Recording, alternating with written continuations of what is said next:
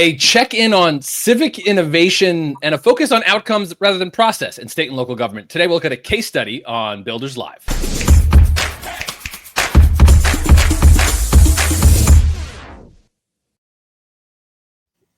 Hey, I'm Chris Wink. I'm the co-founder and CEO of Technically. We're a news organization with a community of technologists and entrepreneurs. Over 15 plus years of reporting, we've always thought of our beat having three legs to the stool: early stage companies, entrepreneurship; workforce, jobs of the future; and there's this kind of other category that we'd sometimes call innovation, civic innovation, tech for good, tech's impact on local communities. And there was some of the most interesting work that always captivated my attention. The doers inside of government and civil society institutions using technology, innovation, and best practices for better outcomes. We're going to talk about that leg of the stool today. And we're going to be using a case study from Pittsburgh. To do that, I'm joined by Geoff Webster, Pittsburgh Futures Collaborative, and Geoff Pawlak, the deputy mayor and director of office and management of the City of Pittsburgh. Geoff and Jake, thanks for being here. Thank you. Thanks for having us, Chris. All right. So, Geoff, give me a little bit of entry point. Touch on what Pittsburgh Futures Collaborative is, but also give me the top level of what we're calling the garbage truck story, which we're going to use as kind of an allegory for our case study today. Absolutely. So Pittsburgh Futures Collaborative is a nonprofit that's dedicated to making Pittsburgh the best region in the world to live measurably. And we start with the idea that any organization is its people. It all hinges around people. So we want to make this the first region in the world where every person can live to their fullest potential. Because we believe if we do that, we will become measurably best at everything that we do, from excellence in economic development to everything else. So the how is, first we have to agree on that as a vision. Because if we aren't aiming to do that, then we aren't going to do that, because we've seen that that doesn't just naturally occur in the world. And second, we have to use the best known principles of leadership and of systems design to do that. So we borrow heavily from Alcoa and Toyota and some of the great organizations of the world that have learned not just to be excellent at what they do, but to get better at getting excellent at what they do and better at deciding even what to do over and over again, every single day, tapping into the genius of every single person and employee of an organization. And we've been really, really fortunate to get started in this work with the City of Pittsburgh, who has been just an exceptional partner. And that really leads us to the garbage truck story. So in hour one of our work with the City of Pittsburgh, was with the mayor, which is a key element. You have to be with the senior leader of an organization, or there's no hope for this to be successful. And we were watching people pick up garbage. So first of all, that's an innovation in of itself, right? Most mayors are not out watching garbage early in their term and trying to understand what the work is like. And what we saw was 20 minutes in, we actually arrived at a site where they needed to pick up a dumpster with the truck. It's about 3,000 pounds. And as they hooked it to the truck and then used the winch to try to pull it up, it got about halfway up and you could actually see sparks coming out of the winch. And there was a tangle of cord, and it went around a 3/4 inch iron guide wire and seized up and ripped it off just like it was a piece of a plaything. So it's sitting there in midair, and there are two workers kind of jiggling it to see if they can get the garbage to go in. So we all know what will happen if that lets go, right? It could kill both of them. It could certainly do serious harm and injury. And we always start with safety. So this was a perfect signal of a system that's broken. But it's really what happens next that's the key here. So the mayor stops things. They do what they'll always do, right? They bring in a front loader, they put it back down on the ground safely. Nobody gets hurt. Garbage goes in the truck and we're good to go. But that's where people leave off usually. They just keep going. So we said, well, we need to solve this to root cause. And what we found out in an investigation within the next 24 hours, starting right away, and within the next 24 hours, is this same thing happened 2 to 4 times a month. So people were at risk. 2 to 4 times a month. Yeah. Every time it happened, a truck goes out of service, right? So then you have fewer trucks, and then you're rushing around trying to meet needs. And of course, people aren't getting their garbage collected as expected. So this is a service failure, it's a safety failure, it's all those failures, and it costs a lot of money. And the key is when you solve things to root cause, you can eliminate them from ever happening again. So what we did was we went back and we tried to understand, well, why does this happen? And it's just like a fishing reel. If you've ever casted a fishing reel and all the stuff gets loose and tangled, that's what happens. All you need to do to keep this from happening is to unspool it and spool it back tight every time that you use that winch. Nobody had ever thought about that. Nobody had ever been taught that. It was a frontline worker who knew that, and we gained from their learning how to solve this problem. And within one day, we created a training video, a checklist, and standard work that the workers created for themselves. And this problem has not happened again in 2.5 or 3 years since that occurred. But you're not creating just that solution. You're creating the system by which you solve problems like that all the time. And that's what the city has done so effectively. And as your case study calls out that we'll reference in the recap story, you project out real money saved, not to mention real lives, or at least harm and health saved as well in both time efficiency. We're going to loop back here at the end, but Geoff, as a kind of local city government representative, here's where I'd hope to have your take. My working definition of innovation has always been new solutions to old problems. So we technically had never thought that had to mean software. Sometimes that meant software, because sometimes software was the nice early small, low-cost intervention. But as you know better than I do, I'm sure, lots of people get their hair lost in very expensive software or technology solutions that don't solve any problem whatsoever. And I've always been inspired by civic and civil leaders who would focus on the smallest interventions first. I used to organize hackathons 10, 15 years ago, got my career started. And the focus was, don't rush to software. Let's focus about what the real first principles problem is. So talk to me a bit. Do small, gradual solutions happen in state and local governments enough all the time, in Pittsburgh specifically, or more generally? Is this exceptional as an outcome, or should we give more credit? Well, I think they do happen frequently. I think they're happening every day, but we don't have management systems often enough in government to allow that kind of thinking to take root, right? And so they happen in kind of isolated and uncoordinated ways. You know, the typical example is just like the case study Geoff was just mentioning. Institutional knowledge or real world experiential knowledge of frontline workers at solving problems. But too often those problems are solved in a vacuum for a day, in a moment. And then there isn't a system for the whole organization to learn from them, for that information to flow up through management and then across the organization.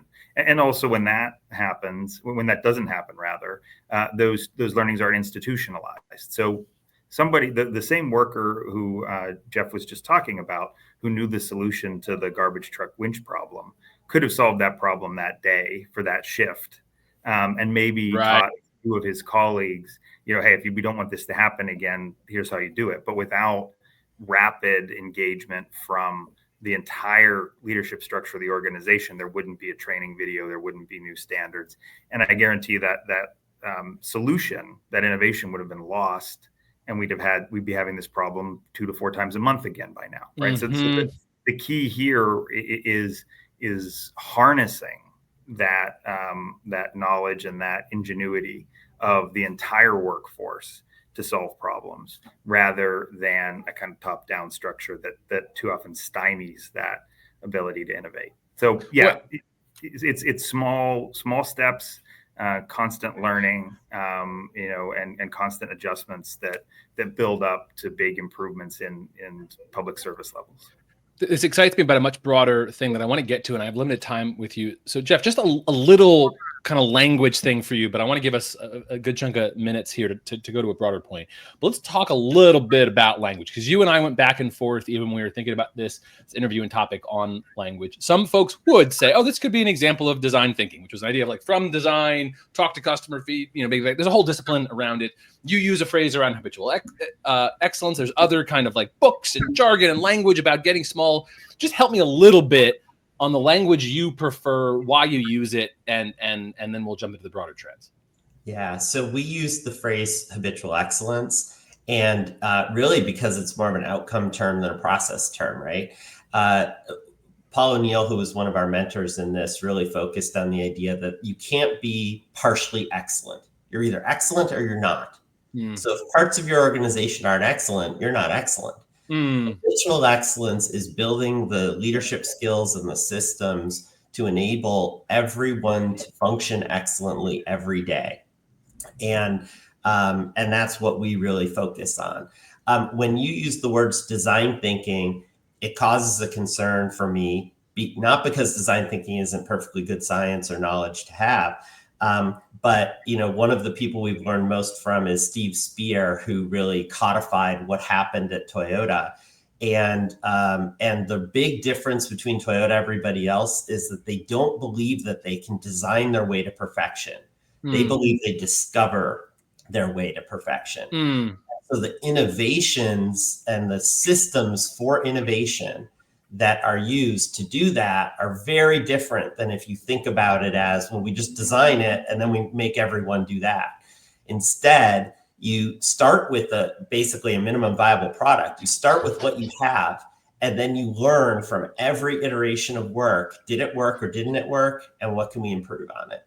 And that's what Toyota does excellently. And that's what the Pittsburgh Futures Collaborative, the innovation that we try to bring to public sector organizations, nonprofit organizations, and others who it will take to deliver on the needs of people. And so my interest was how much I think this is broadly applicable, as you're alluding to. So Jake, something that stands out to me when we shared your story is I can imagine how frustrating that might be for that frontline worker. Like, I know this solution, no one's really listening to me, or it can only stay until, like, honestly, I'm checked out because, like, what does it matter? And then, like, some of the best workers in my 15 years of reporting have always been local governments have some of the most impressive people I ever meet, who can sometimes just get kind of like hidden within. So I think this represents a big, broader societal conversation that excites me, that I think we're having at the national level, the state and the local level. And that is a push about, is there a fair criticism that some of us have kind of globbed on too much process and kind of like cluttered or focused on, oh, we followed the rules, as opposed to, did we solve the problem? This tension of are we focused too much on process rather than outcomes? So this feels like a very outcome-focused thing. Hey, we're trying to serve Pittsburgh residents. Let's cut the nonsense and get the solution as best as we can. So Jake, talk to me a little bit about, first with you, how much you think this kind of work is getting at that idea of, let's cut through all the nonsense. Let's change the process if we have to, because we should be focused on outcomes. Is that a fair kind of binary? Push on me a little bit. Well, I think you hit the nail on the head at the end there. I do agree.